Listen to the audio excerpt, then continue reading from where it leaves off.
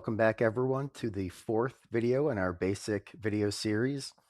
This is attorney Aaron Swift. I am the CEO and managing partner of Swift Law North. And today's video is about the ABCs of credit reports, part 2, the main sections. As always, we start with the agenda. The main sections of a credit report agenda is as follows. First, we're going to start with a disclaimer that they all vary in different ways. However, the main sections and information generally overlap. I'm going to talk about the 5 categories of information and sections, which are the sections about personal identifying info, or PII, credit accounts, collections, credit inquiries, and then public records or bankruptcy section. All right, let's jump right in. So the first main section of credit reports is generally the personal identifying information. That seems simple, right? I think, oh, it's, name, that kind of stuff. But no, it is very important and complicated in a number of ways. It's not just your name. It, of course, has your birth date, your social security number. It has information about different name variations you may have. For example, a maiden name or changed name for various reasons. It has addresses, employment info, telephone numbers, a lot of information that can be used to find you and maybe find you. A lot of that information is used to send out pre-screened credit offers. So you can imagine, again, how important that information is. So um, one misconception about credit reports is that this information in this particular section is not disputable, and that's not true.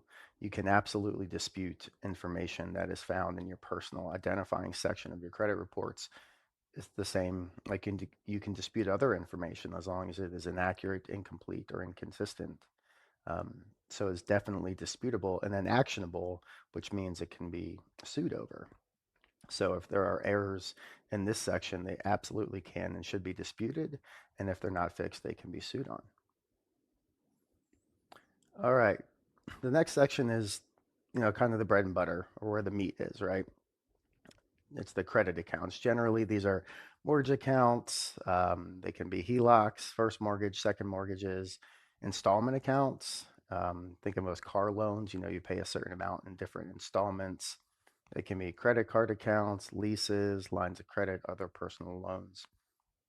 Usually, though, these are first-party creditors in the credit account section. See our last video for more information about who the main players are. Yeah, not all furnishers are going to be first-party creditors, but generally speaking, in this section, it's where you're going to find, again, your vehicle loans, your credit card loans, and so on and so forth.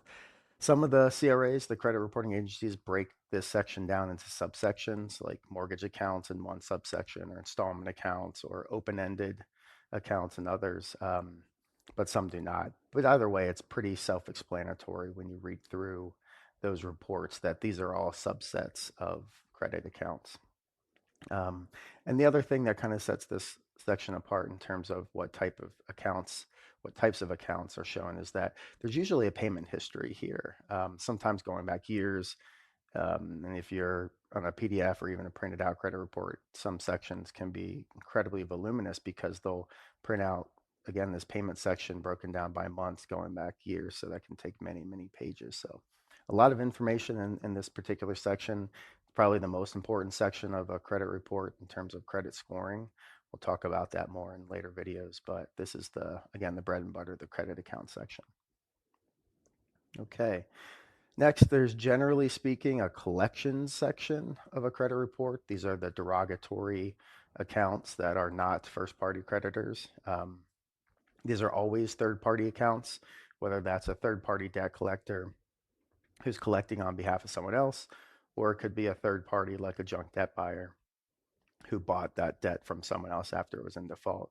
But this section is always going to be derogatory, and it's mainly going to be made up of third parties, third-party debt collectors or third-party junk debt buyers. These can be one-time past due debt, like a medical collections, or a failure to return equipment, like cable equipment, so there's a one-time fee. It can be charged off closed-ended, charged off open-ended accounts like credit cards. Could be a collection trade line for lease. For example, Hunter Warfield is a pretty common debt collector who collects apartment and lease debts. It can also be deficiencies, or it could be a trade line about a deficiency owed on a repossessed vehicle. So a lot of different types of derogatory third-party accounts can show up in this section, the collections. This is the most important section in terms of where derogatory information is going to be found, other than maybe the public record section, which we'll get to here shortly. Inquiries is a section that is kind of self-explanatory. These are listings of companies that have inquired into your credit report or a consumer's credit report.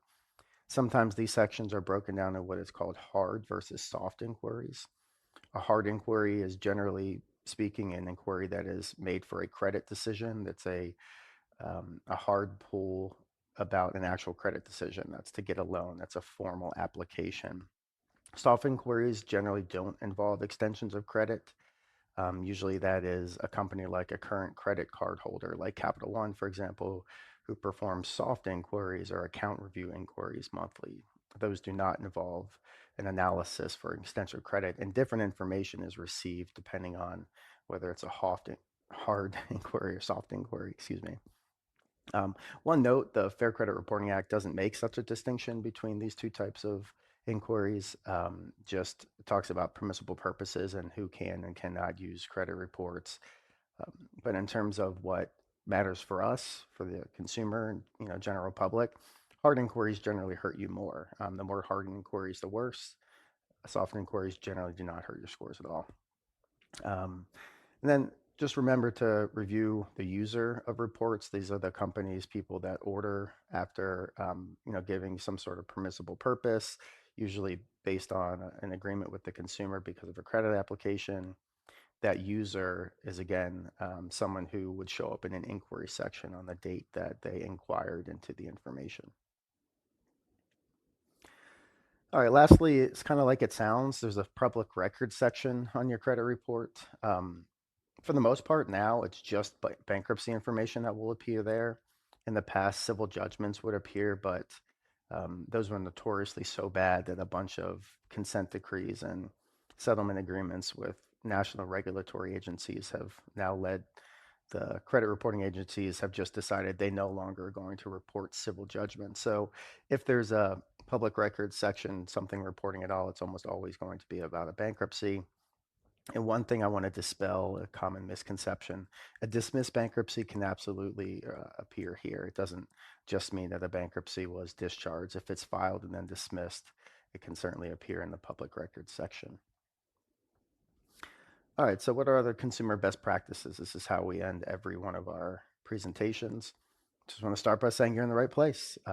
Consumer Law 101 has educational materials built for consumers, built for business professionals. We want to be kind of a one-stop shop for information in the credit, debt, credit repair, credit reporting space. And it all is the foundation for litigation-backed credit repair that we then use in Swift Law North across the country. Again, I can't stress this enough. Regularly monitor your credit reports. You know which ones are official now. You know how to get them. You know how to identify the players in the business. And now you can apply knowledge about knowing what the main sections are of credit reports. So continue to monitor them closely. If you find errors, reach out. Do not rely on bad templates you find online and bad sources. Stay with us. You're going to get some templates later in the video series, especially if you purchase the Pro video series. And we want to really lean on using the best tools here, because the best practices are founded upon using the best tools. As always, if you have questions, want to get more information about these issues, visit consumerlaw101.com. Or if you have any issues that you think need to be litigated, whether you're being harassed by a debt collector, there are errors on your credit report, someone's collecting a debt that you don't know, please reach out to us at swiftlawnorth.com. Thank you.